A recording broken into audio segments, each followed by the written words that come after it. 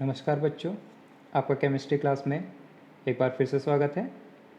हमने पिछले एपिसोड में क्लासिफिकेशन ऑफ कोलाइड्स के बारे में पढ़ा था। कोलाइडल स्टेट को स्टार्ट किया था और कोलाइडल स्टेट के क्लासिफिकेशन की बात किया था। That means classification of colloids. हमने 3 प्रकार के क्लासिफिकेशन की बात किया था वहाँ पर। That is the first one is classification based on states of disperse phase and dispersion medium, इसी की बात किया था। ठीक, तो इसको हम बात कर रहे थे classification based on disperse phase and dispersion medium. तो हमने यहाँ पर कहा था आपको कि on the basis of disperse face and dispersion medium, means physical state of disperse phase and dispersion medium, we can categorize the colloidal solution into 8 categories. So these are the 8 categories of colloidal solution. ठीक, क्या देख रहे हैं आप यहाँ पर 8 types के colloidal solution देख सकते हैं। when liquid dissolve into the gas, solid dissolve into gas, gas dissolve into liquid, liquid dissolve into liquid, solid dissolve into liquid, gas dissolve into liquid, liquid dissolve into solid and solid dissolve into solid types of medium. Clear है यहाँ पर, और उनके ये examples वगैरह हमने देखे थे। ठीक है, नाउ आज हम उसके आगे का क्लासिफिकेशन पढ़ेंगे। That is the classification of colloidal solution based on the nature of interaction between the disperse phase and dispersion medium. क्या कहेंगे, ये इसके एग्जाम्पल देखे थे हमने। So next one is classification based on the nature of interaction between disperse phase and dispersion medium. इसका मतलब हम यहाँ पर कह रहे हैं, अब जो हम क्लासिफिकेशन देखेंगे कोलाइडल सॉल्यूशन का, वो किस पर डिपेंड करेगा कि सॉल्यूट और सॉल्वेंट मीन्स डिस्पर्स फेस और डिस्पर्शन मीडियम के बीच में किस प्रकार की बॉन्डिंग है, किस प्रकार का उनका इंट्रैक्शन है। उस बेसिस पर अगर हम देखें, so we can classify the colloidal solution और colloids. Colloidal solution can also be called colloids into 2 categories. ठीक है, यहाँ पर हम डिस्पर्स फेस और डिस्पर्शन मीडियम की बात कर रहे हैं। तो हमने बोला है यहाँ पर ऑन द बेसिस ऑफ, क्या बोला है यहाँ पर, on the basis of disperse phase. ठीक है, क्या है यहाँ पर, on the basis of the nature of interaction between disperse phase and dispersion medium. ठीक है, so depending upon the nature of interaction between the disperse phase and the dispersion medium, colloidal sol और solutions are divided into 2 types, 2 categories.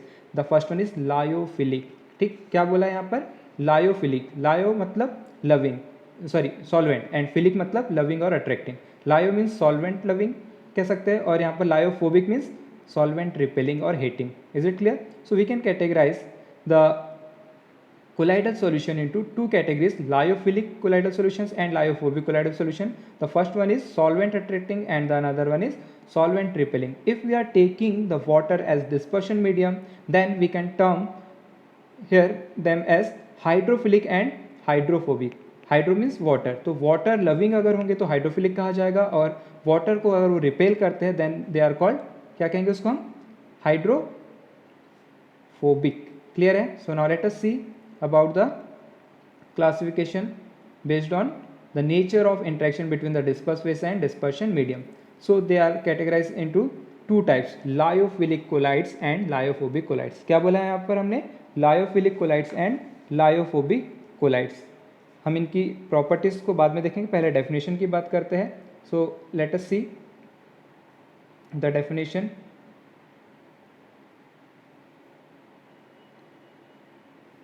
ठीक है, यहाँ पर definition की बात करेंगे हम।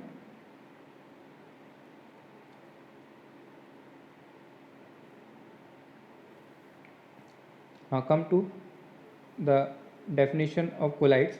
तो हमने बोला था यहाँ पर based on the nature of interaction between disperse phase and dispersion medium, these are of 2 types, lyophilic colloids and lyophobic colloids. Let us see the definition of lyophilic. हमने बोला लायो मीन्स लिक्विड या solvent, philic means loving. Is it clear? So these are those colloidal solution which can directly be prepared by mixing the substance as gum, starch, gelatin with suitable liquid, that means dispersion medium, are called lyophilic colloids. समझ में आ रहा है क्या बोला हमने यहाँ पर? जो lyophilic colloids हैं उनको हम आसानी से प्रिपेयर कर सकते हैं, they can be synthesized or prepared easily by just dissolving the dispersed phase such as gum, starch, gelatin etc. in suitable liquid, means dispersion medium. ठीक है, दैट आर कॉल्ड लायोफिलिक, क्योंकि उनके बीच में इंट्रैक्शन है, affinity है, वो आसानी से सॉल्वेंट और सॉल्यूट इंट्रैक्ट कर सकते हैं और वो एक स्टेबल सॉल्यूशन का फॉर्मेशन कर सकते हैं। ठीक, if the particle range is in the colloidal form और colloidal molecules, then they are the colloids. Disperse phase can be separated from dispersion medium by evaporation, hence also called reversible colloid. Clear है यहाँ पर कि इनको बनाना भी आसान है तो उतना ही आसान इनको सेपरेट करना भी है, means they can be reverse. The lyophilic colloids can be prepared easily by just dissolving the dispersed phase into the proper dispersion medium. But they can be reversed to their original state, dispersed phase and dispersion medium, by just evaporating. For example, अगर हम क्या करते हैं, starch मिला देते हैं या गम मिला देते हैं किसमें, पानी में, तो एक कोलाइडल सॉल्यूशन बन जाएगा. आप देखते हैं जिलेटिनस कोलाइडल सॉल्यूशन वगैरह बनता है. अगर हम उसको क्या करें, इवेपरेट कर दे, तो पानी पानी उड़ जाएगा और स्टार्च जैसा का वैसा रह जाएगा. That means we can separate it. So it is also reversible in nature. Is it clear? Then the next one is lyophobic colloids. क्या बोला हमने यहाँ पर? Lyophobic colloids. Lyophobic means, lyo means liquid या सॉल्वेंट, फोबिक मीन्स हेटिंग, ठीक, और repelling.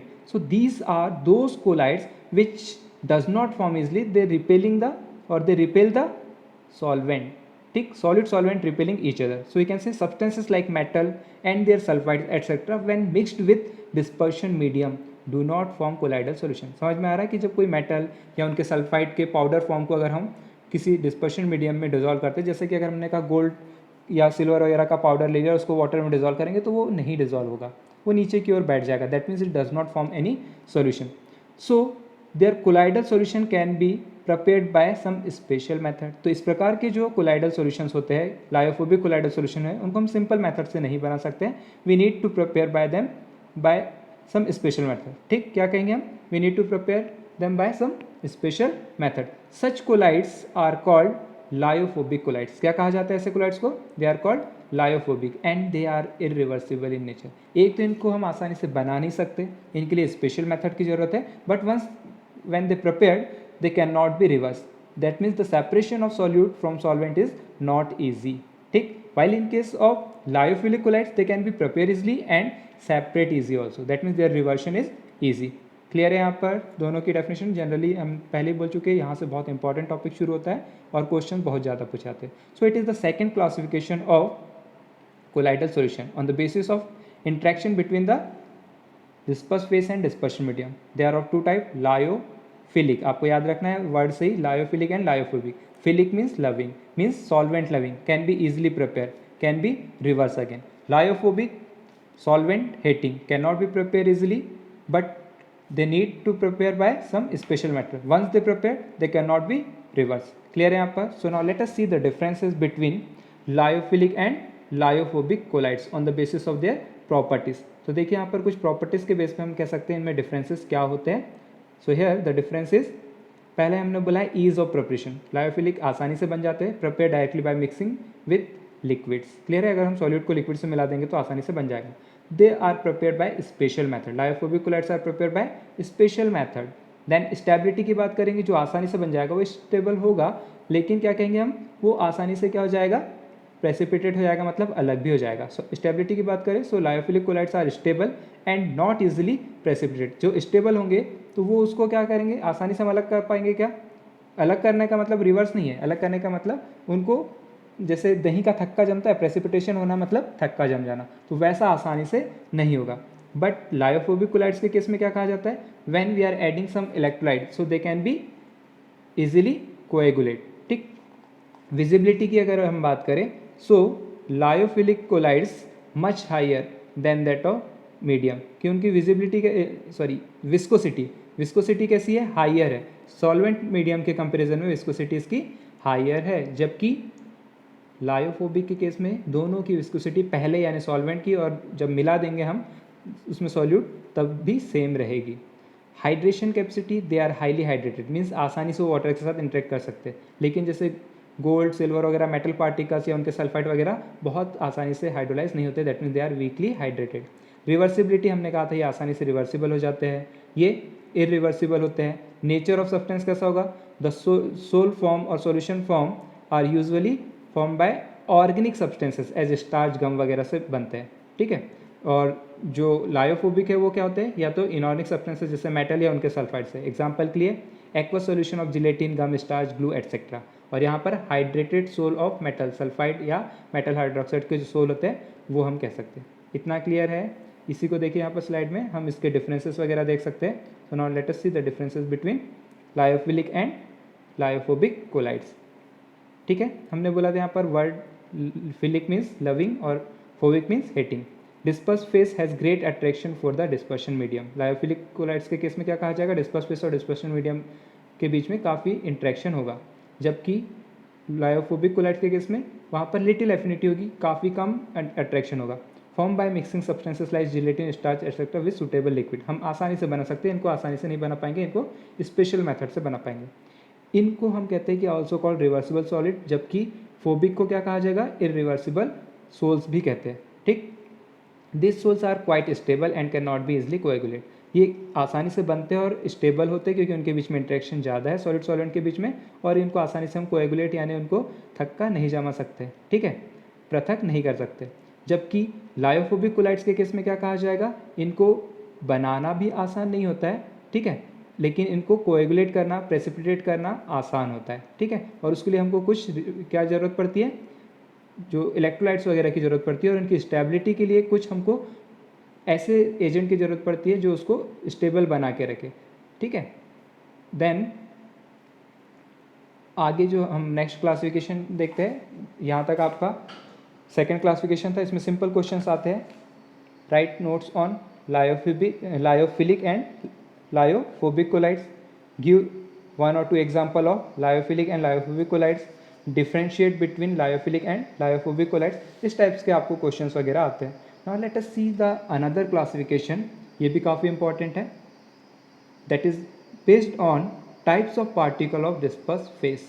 यहाँ समझ लीजिए क्या बोला है कि जो डिस्पर्स फेस है, सॉलिड के पार्टिकल है, उनके टाइप्स के बेस पर, उनके साइज़ के बेस पर, यानी किस प्रकार के वहाँ पर पार्टिकल है डिस्पर्स फेस के, सॉलिड के जो पार्टिकल है उनके बेस पर अगर हम क्लासिफिकेशन देखो, so they are basically classified into 3 types. ठीक, क्या बोला हमने यहाँ पर, the next classification of colloidal solution और colloids is based on types of particles of disperse phase. Disperse phase के किस प्रकार के पार्टिकल है, उस बेसिस पे हम इनको 3 कैटेगरी में कैटेगराइज कर सकते हैं, multi molecular colloids, macromolecular colloids and associated collides.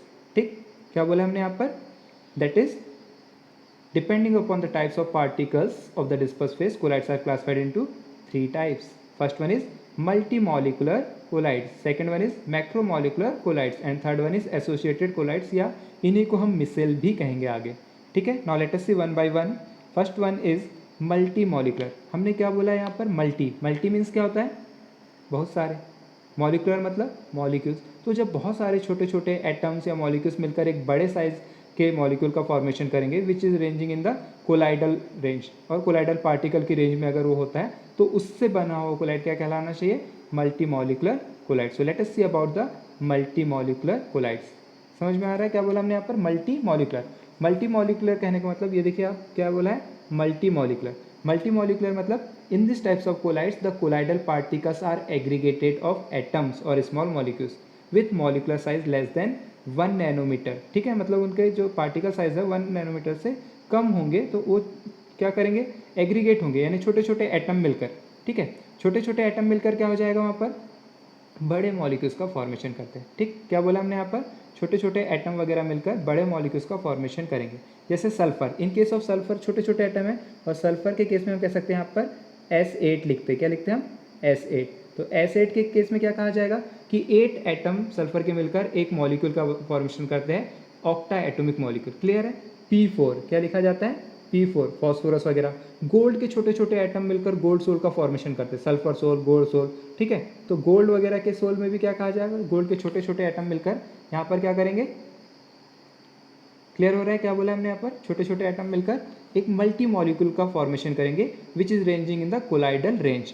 So we can say in this types of colloids the particles are aggregate, aggregate होना मतलब इकट्ठा होना, ठीक, ऑफ एटम्स और small molecules with molecular size less than 1 nanometer. 1 nanometer से छोटे atomic size वाले या साइज वाले एटम्स या मॉलिक्यूल्स जुड़कर क्या करते हैं, एक कोलाइडल रेंज के मॉलिक्यूल्स का फॉर्मेशन करेंगे, और वो जब कोलाइड्स को हम क्या करेंगे, डिस्पर्स करेंगे मीडियम में, so that will form a multi molecular colloids. For example gold sol, sulphur sol, ठीक है।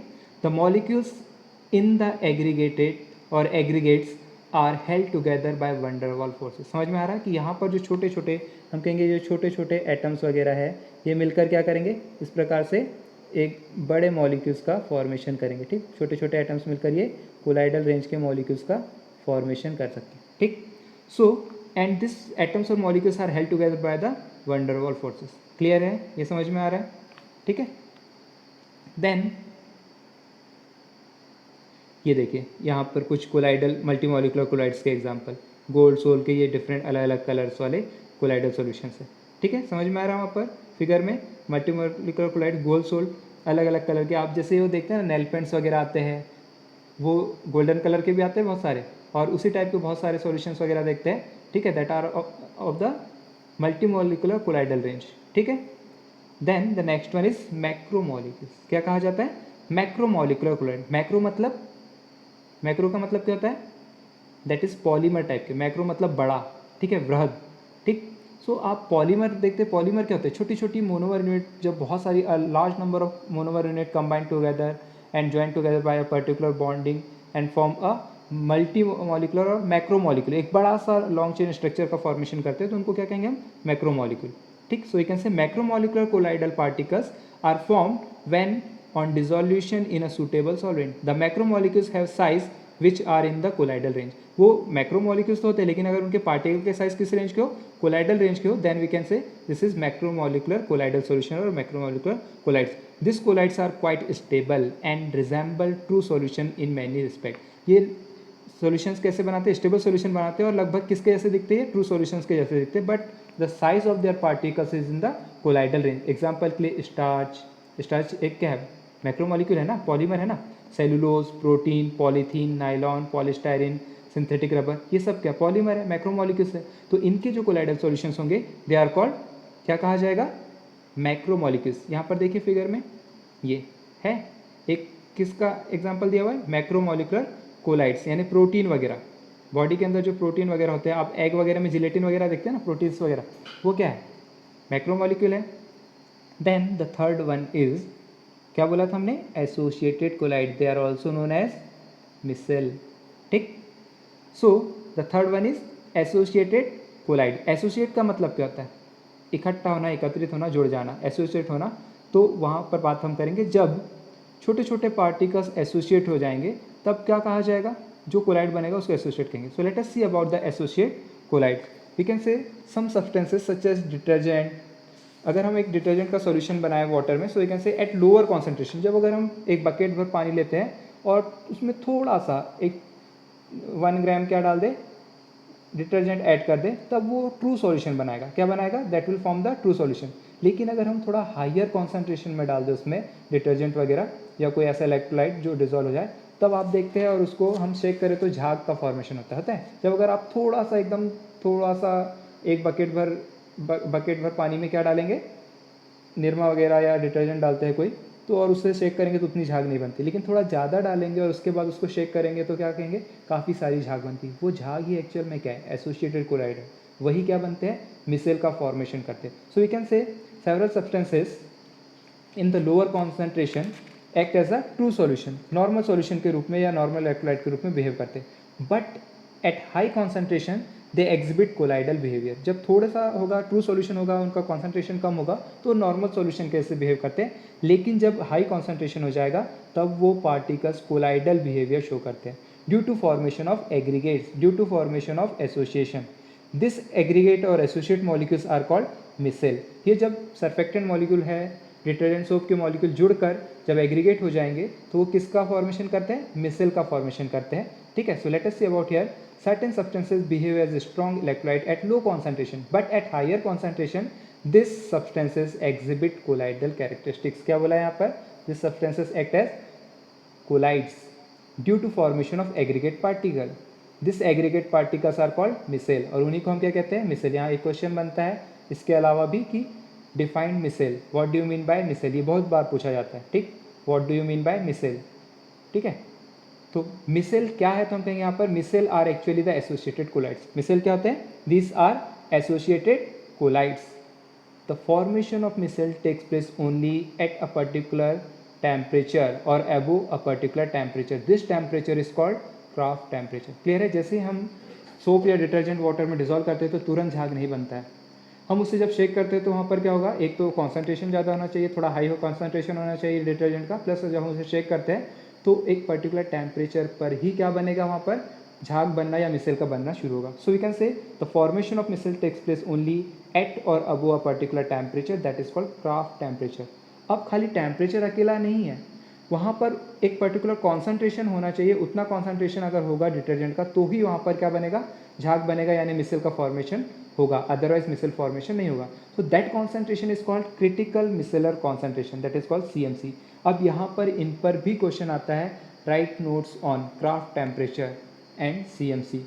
Defined CMC, critical micellar concentration. तो है क्या क्रिटिकल मिसलर कॉन्सेंट्रेशन, उसकी डेफिनेशन ध्यान से सुनिए। हम कहेंगे यहाँ पर, it is the minimum concentration of surfactant molecule at which the micelle formation start at its Krafft temperature. समझ में आया क्या बोला हमने यहाँ पर, कि मिनिमम ऐसा कॉन्सेंट्रेशन सर्फेक्टेंट मॉलिक्यूल्स का जब क्राफ्ट टेम्परेचर पर क्या कहा जाएगा, मिसल का फॉर्मेशन होना शुरू होता है, उसको क्या कहा जाएगा, that is called critical micellar concentration. Clear हुआ, critical micellar concentration. Now let us see the mechanism of micelle formation. Micelle formation कैसे होगा, तो पहले यहाँ समझ लीजिए, हमने सिंपल बोला है, क्या बोला है, कि जब ट्रू सॉल्यूशन होगा when we are adding a small amount of surfactant. Surfactant मतलब सर्फ, ठीक है, सर्फ मतलब soap and detergent. Is it clear? So when we are adding a small amount of soap and detergent molecules into the water, then it forms a true solution. But when the concentration of true solution is increased by adding a more amount of surfactant into it, then it behaves as a colloidal solution. तो जो पहले वहाँ पर particles थे, ठीक है, जो पहले पार्टिकल्स थे वो कैसे थे, यहाँ समझ लीजिए, अगर हमने कहा ये क्या है, हमने वाटर लिया हुआ है और इसमें वाटर में ये छोटे छोटे पार्टिकल्स है, किसके, ये सोप के पार्टिकल्स है, ठीक है। इस प्रकार के सोप और डिटर्जेंट के पार्टिकल ये ट्रू सॉल्यूशन बने, ये इक्वली डिवाइडेड है। लेकिन जब कॉन्सेंट्रेशन बढ़ जाएगा, ठीक है, जब अगर हम इसका क्या कर दें, कॉन्सेंट्रेशन बढ़ा देंगे, तो हमने कहा ये जो सोप के मॉलिक्यूल्स हैं ये इस प्रकार से एग्रीगेट होना शुरू हो जाते हैं। क्या होते हैं, ये एग्रीगेट होना शुरू हो जाएंगे और ये स्फेरिकल स्ट्रक्चर्स बनाएंगे, ठीक। ऐसे मिलियंस ऑफ स्फेरिकल स्ट्रक्चर्स बनाते हैं, उसी को हम क्या कहते हैं, micelle. So let us hear about the micelle. क्या कहा जाएगा, micelles are form by specific molecules which have lyophilic as well as lyophobic end. जो सोप के मॉलिक्यूल्स होते हैं उसमें दो एंड होते हैं, आगे हम देखेंगे स्ट्रक्चर्स में। Ordinary soap which contains sodium stearate, ठीक, सोडियम स्टेरेट का फॉर्मूला क्या है, C17H35COONA forms micelle in water. Let us see here, यहाँ आप स्ट्रक्चर देखिए, ये लॉन्ग चेन स्ट्रक्चर है सोडियम स्टेरेट का। एक एंड देख रहे हैं आप यहाँ पर, जिसमें क्या है, ये C17 की लॉन्ग चेन, यहाँ ध्यान दीजिए, ये पूरी लॉन्ग चेन है, यहाँ से यहाँ तक क्या है, ये लॉन्ग चेन है, और ये लास्ट में क्या है, COONA पार्ट, ठीक। यहाँ अच्छे से ध्यान दो, इसमें आप देख पाएंगे this is called hydrophobic tell. जो सोप का मॉलिक्यूल है उसको हम दो पार्ट में डिवाइड कर सकते हैं, one is hydrophilic, another one is hydrophobic. Hydrophilic मतलब वाटर लविंग और हाइड्रोफोबिक मतलब water repelling end. So this portion is water repelling end, that is called head portion. क्या कहा जाता है उसको, head. While this tail is water loving. ये कैसी है, सॉरी, ये कैसा है, हाइड्रोफिलिक है, हेड हाइड्रोफिलिक है, और जो हाइड्रोकार्बन पार्ट होता है वाटर रिपेलिंग होता है because it does not form interaction with the water. तो ये हाइड्रोकार्बन जो चेन है वाटर सॉल्युबल ना होने के कारण ये हाइड्रोफोबिक है और वाटर रिपेलिंग है, ठीक। क्लियर है यहाँ पर? So this is the hydrophobic tell and this is hydrophilic head. इतना क्लियर हुआ? आगे देखिए, जब हम उसे वाटर में डिजोल्व करेंगे तो पहले वो ट्रू सॉल्यूशन बनाएंगे, उसके बाद में क्या कहा जाएगा, when the concentration of sodium stearate is below CMC। Critical micellar concentration से अगर नीचे कॉन्सेंट्रेशन होगा तो नॉर्मल इलेक्ट्रोलाइट के जैसे बिहेव करेंगे और आयोनाइज हो जाएगा, क्या देने के लिए, सोडियम आयंस और जो स्टेरेट आयंस है वो। क्या था हमारे पास फॉर्मूला सोडियम स्टेरेट का, C17H35COONA। क्लियर है यहाँ पर? जब इसको हम तोड़ेंगे तो क्या बनेगा, यहाँ पर एक पोर्शन ये बन जाएगा और दूसरा Na+ आयंस, ठीक।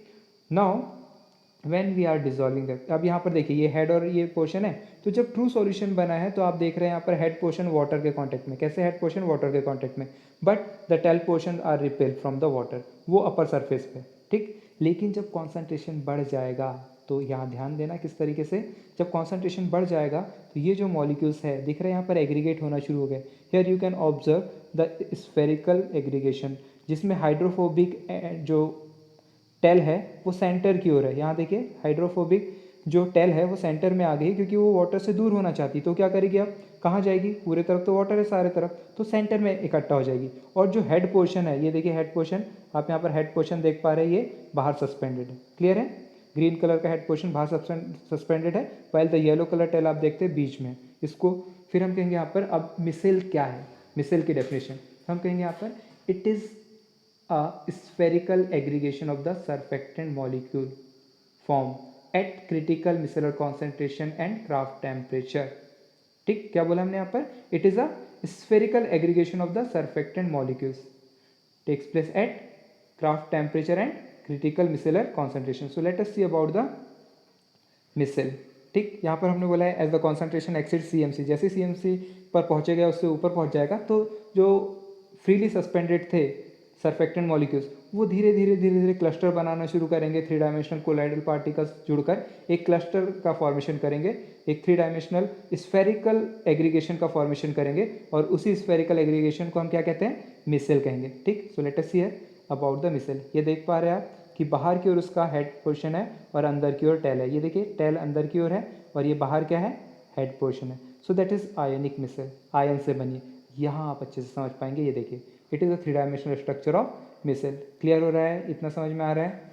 ठीक, तो आप यहाँ क्या देख पा रहे हैं, देखिए अच्छे से क्या है, जो हेड पोर्शन है बॉल टाइप के जो स्ट्रक्चर दिख रहे हैं वो बाहर की ओर है और अंदर क्या है, उनके टेल है। तो इस प्रकार से एक ग्लोबुलर स्ट्रक्चर, एक हम कहेंगे यहाँ पर 3 डायमेंशनल स्फेरिकल स्ट्रक्चर का फॉर्मेशन करते हैं। सो मिसेल क्या कहा जाएगा, micelle is defined as the spherical और globular 3 dimensional structure form by the aggregation of और association of surfactant molecules at critical micellar concentration and Krafft temperature. समझ में आया, इतना क्लियर है यहाँ पर।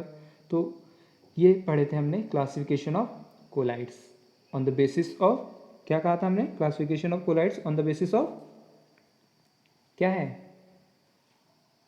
Types of particles of disperse face या सॉल्यूट। ठीक, तो 3 कैटेगरी में हमने इनको कैटेगराइज किया। एक क्या बोला है, मल्टी मॉलिकुलर कोलाइड्स, दूसरा क्या बोला है, मैक्रोमोलिकुलर कोलाइड्स, और तीसरा क्या बोला है, एसोसिएट कोलाइड्स या मिसेल। ठीक है, तो आज इतना ही। इसके आगे का पोर्शन हम cleansing action of soap next episode में पढ़ेंगे। ओके, इससे आप पढ़िए, समझिए और नोट्स वगैरह बनाइए। अगर नहीं समझ में आता तो डाउट्स लिख कर रखिए और फिर बाद में हम क्लियर करेंगे। Okay, bye.